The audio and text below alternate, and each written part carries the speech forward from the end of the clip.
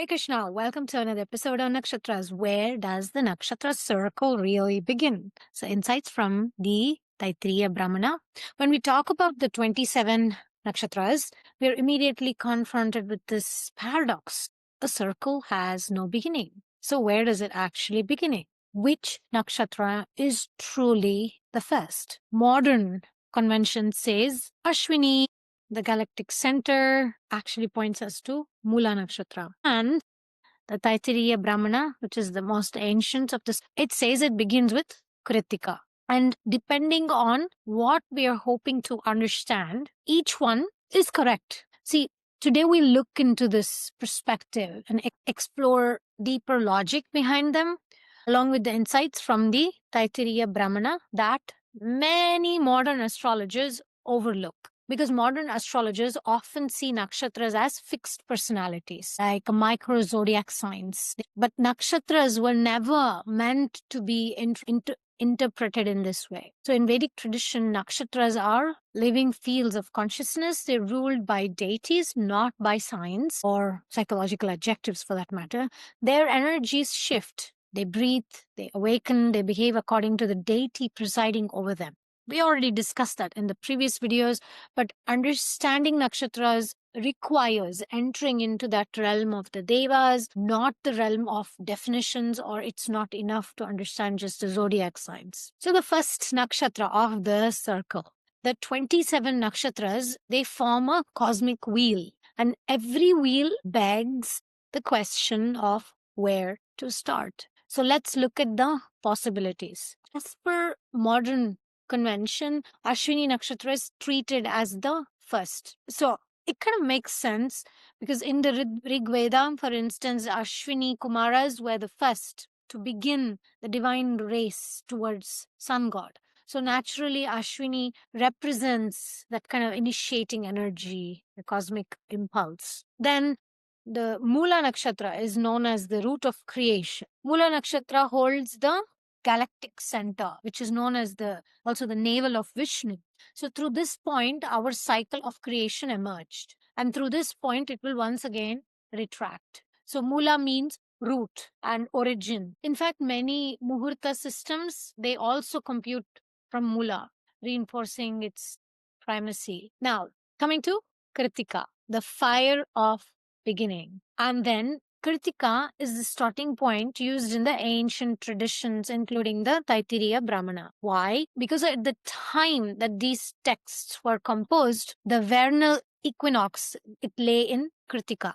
But more importantly, Krittika is ruled by Agni, the first and the foremost invoked deity of Rigveda, Agni. Every yagya begins with inviting Agni. So Agni is the spark of fire. It's the ignition. It's the beginning. It's the start. So reading the Nakshatra Sutras of the Taittiriya Brahmana, it reveals this profound truth. Life begins with Agni through Krittika and ends with Bharani of Yama, Lord of Death. That makes sense, right? So, for us, studying these sutras that we're going to get into, it's the most consistent to begin with Krittika. There's also another theory about Magha, the lineage beginning. Magha Nakshatra is the nakshatra of the Pitris, the ancestors. From the Pitris, life flows forward. So which is first? I would say ultimately the starting point very much depends on what you want to understand. Each beginning opens a different doorway. Okay, let's get into the three Indras. This is also very interesting. The three Indras of the Taittiriya Brahmana. In the Taittiriya Brahmana, three nakshatras are explicitly identified as forms of Indra. Number one is Chitra, the brightness of Indra. Second is Jeshta, which is the red growing of Indra. And then Shatabhishak. Shatabhishak means the 100 curses of Indra. These three nakshatras are all Indra. So Chitra is not Twashti or Shatabhishak is not Varuna. Here it shows that Vedic tradition is layered. But in this Taittiriya Brahmana, it goes to the root. So we kind of stick to this in this series. The two Rohinis, okay? In this system, there are two Rohinis. The well-known Rohini is of the Prajapati, the fourth from Ashwini, what we commonly also call as Jeshta, which is actually in this, it is Rohini of Indra. Don't worry about the technical details, but the point is the Brahmanas are trying to preserve the order of cosmology. That's what we need to understand, and everything is well thought out. And here we are coming more to the relevance that nakshatras ruled by planets or sun, moon, Jupiter. So only 3 planets are deities of nakshatras. First is Agni, sun, ruler of Krittika. Then is Soma, moon, ruler of Mrigashira. And Brihaspati, Jupiter, is ruler of Pushya.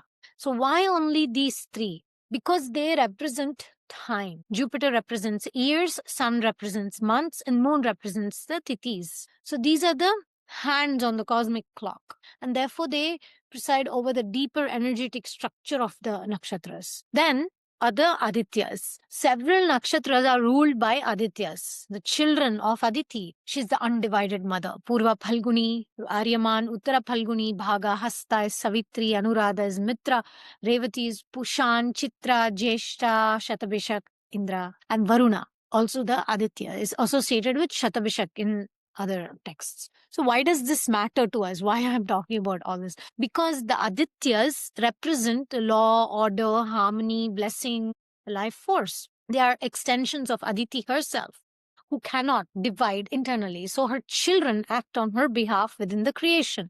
We study this also in Srimad Bhagavatam. So this makes Aditya Nakshatra some of the most important for prosperity, purpose, dharma. So when troubled planets here create deeper disruptions, we notice it. Strong planets here are exceptional blessings and it makes powerful individuals. Next, we move to Dhatu, Mula, and Jiva. So every nakshatra basically belongs to one of these 3 kingdoms. One is Dhatu. Dhatu means mineral. Mula, Mula means the plant. And Jiva. Jiva is the animal. So this rotation starts from Asvini and continues sequentially around the circle. And this is one of the most important keys to understand nakshatra behavior. Why? Because consciousness expresses survival differently in minerals, plants, animals. So plants placed in a nakshatra will adopt the survival strategy of that kingdom. How fascinating. So this explains why some people operate like very grounded mountains, and some are like vines, and some are like instinctive creatures. So this topic alone can actually be an entire course, and which it will be. Moving on is the Lagu, Ugra, Mrida, and other qualities of the nakshatras. Beyond the sutras, every nakshatra has a temperament. Figure that. Lagu, which means light and swift. Ugra or Krura means fierce and destructive. Mridu or Maitra means gentle and friendly. And then there's Tikshna, Daruna, sharp or hard. Dhruva, Stira means fixed or steady. Chara or Chala, which means movable. Mridu, Tikshna, Mishra, which is mixed. These are simple yet critical. A gentle nakshatra behaves differently from a sharp one. A Dhruva nakshatra supports stability. A Chara supports change. When we read alongside the Taittiriya Brahmana, these qualities reveal a nakshatra's core operational mode. Okay, planetary lords in the Vimshottari Dasha scheme. In Vimshottari Dasha, the calculations are 27 nakshatras are assigned to the 9 planets. But here is the challenge. We usually interpret planets through signs and houses, not nakshatras. So we cannot simply give Saturn ruled nakshatras, Saturnian meaning. The relationship here is mathematical and also symbolic, not just psychological. So this area requires conceptual study and insight into both planets and nakshatras. So more on this in future episodes. This brings us to the end of this introduction to the nakshatras in Taittiriya Brahmana. In future videos, I'll take you through sutra by sutra, nakshatra by nakshatra, exploring their ancient meaning, the deities that are described in the Brahmana Taittiriya, and the nature of the nakshatras, the temperaments, their Aditya connections, and their planetary rulership of the Vimshottari Dasha. If you want to study nakshatras, not as traits, not as keywords, but as living personalities, so join this series, study with Gaur Academy.